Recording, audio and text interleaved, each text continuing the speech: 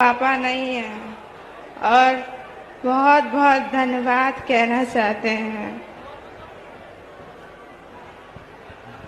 बिटिया, कौन कहता तुम्हारे पिता नहीं? पागल हो क्या? हाँ, आज से हम हैं जीवन भर के लिए बिटिया। अब मुस्कुराना है, हाँ? कभी भी लगे तुम आते रहना।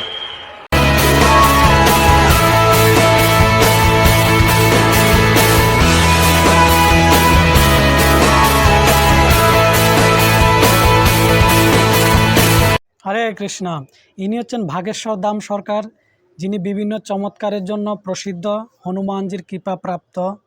মানুষের ঘরে যদি কোনো অশান্তি হয় বা কাউকে যদি কোনো ভূত প্রেত আশ্রয় করে, তাকে সাহায্য করা, সে ভূত প্রেতকে তাড়ানো, অনেকজনের ভবিষ্যৎ সম্বন্ধে বলা, তো এইভাবে বিভিন্ন রকমের চমৎকার তিনি প্রদর্শন করান। কিন্তু এখন যে চমৎকারটি তিনি করেছেন, সেই চমৎকারের জন্য অনেক বড় বড় মানুষ ওনার প্রশংসা করছে। কারণ এই মাসের ৮ তারিখেই তিনি ১৫১ জন আদিবাসী হিন্দু মেয়েদের বিয়ে দিয়েছেন। তো বাস্তবে এটা হচ্ছে সবথেকে বড় চমৎকার। চমৎকার অনেক কিছু হতে পারে, কিন্তু এইভাবে যে গরিব মেয়েদেরকে বিয়ে দিয়েছেন, এটাই সবথেকে মানবতার জন্য, এটাই সবথেকে বড় চমৎকার।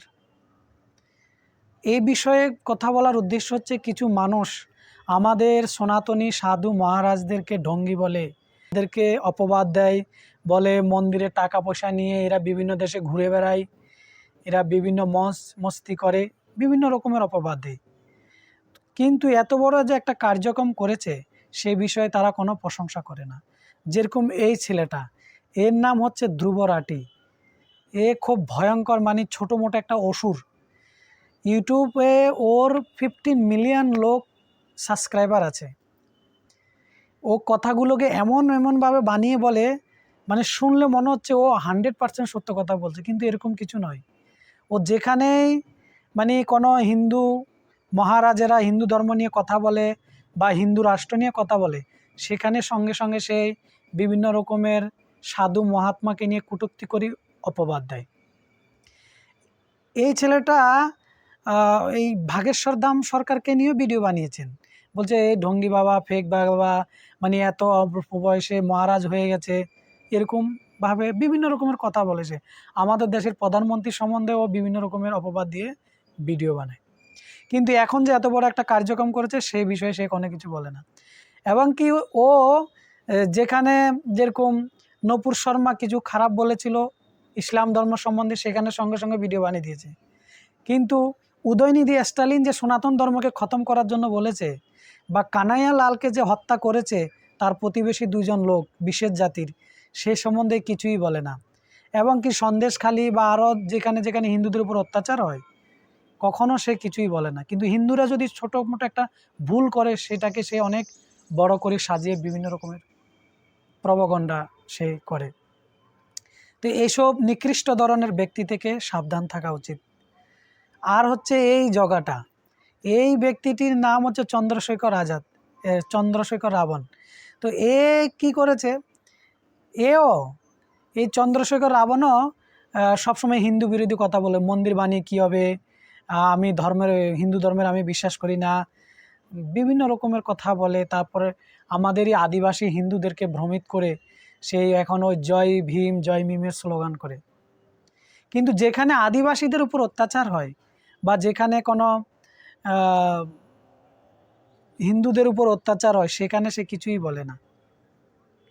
হামাজের আতঙ্কবাদীর জন্য হামাজের আতঙ্কবাদীদের জন্য সাপোর্ট করে, কিন্তু সন্দেশখালীতে আদিবাসীদের উপর অত্যাচার হচ্ছে, সেখানে এই জগা কিছু বলে না। মানে এত ভয়ানক। তো সেজন্যে আমাদের আদিবাসী হিন্দুদেরকে বোঝা উচিত যে এরকম বদমাশি করে অনেক আদিবাসীকে এর আগেও পাকিস্তানে নিয়ে গিয়েছিলেন একজন ব্যক্তি, যোগেন্দ্রনাথ মণ্ডল নামে। তো সেইখানে আদিবাসীদেরকে ছেড়ে পালিয়ে চলে এসছে। তো সেজন্য এরকম এই চন্দ্রশেখর রাবণের মতো ব্যক্তির সঙ্গ কখনো করা উচিত নয়। আর আমাদের বলার মূল উদ্দেশ্য হচ্ছে, অনেকজন আমাদেরকেও প্রশ্ন করে, অনেকজন আমাকেও প্রশ্ন করেছেন যে আদিবাসীরা কি হিন্দু নাকি। আমি বলেছি ভারতবর্ষের সবাই হিন্দু, আদিবাসী কেন? আদিবাসীরা তো আরও সব থেকে বড় হিন্দু। কিন্তু দুর্ভাগ্যবশত এখন কিছু কিছু লোক পলিটিশিয়ানের অসৎ উদ্দেশ্য সাধন করার জন্য রাজনীতিতে এসে তারা আমাদের বিভিন্ন জাতির মধ্যে বিবাদ সৃষ্টি করে শেখ শাহজাহানের মতো ঘুষ বেটিকে, শেখ শাহজাহানের মতো উগ্রবাদীকে তারা প্রশ্রয় দিয়ে হিন্দুদের উপর অত্যাচার করাচ্ছে। তো এটা হচ্ছে তাদের মূল উদ্দেশ্য। আর আমাদের হিন্দু সনাতনী মহারাজেরা যারা পরম্পরার সাথে যুক্ত, তাদের উদ্দেশ্য হচ্ছে মানুষের উপকার করা। শুধু আদিবাসী কেন, তারা যে কোনো জাতির উপকার করে।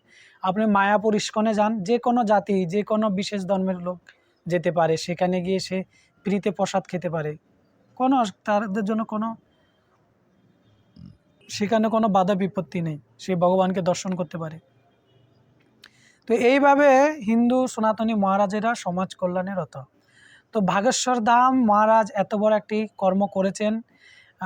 খেসারিলাল যাদব আরও বড় বড় সেলিব্রিটিরা বলছেন যে একজন মেয়েকে বিয়ে দিতে এখনকার সময় মানুষ হিমশিম খেয়ে যায়, কিন্তু মহারাজ 151 জন মেয়েকে বিয়ে দিয়েছেন। তো সেজন্য উনি খুবই প্রশংসনীয়। এরকম ভাগেশ্বর ধাম মহারাজের মতো মহারাজদের অবশ্যই সবাইকে সহযোগিতা করা উচিত, সনাতনীদেরকে মিলে। হরে কৃষ্ণ, ধন্যবাদ সবাইকে।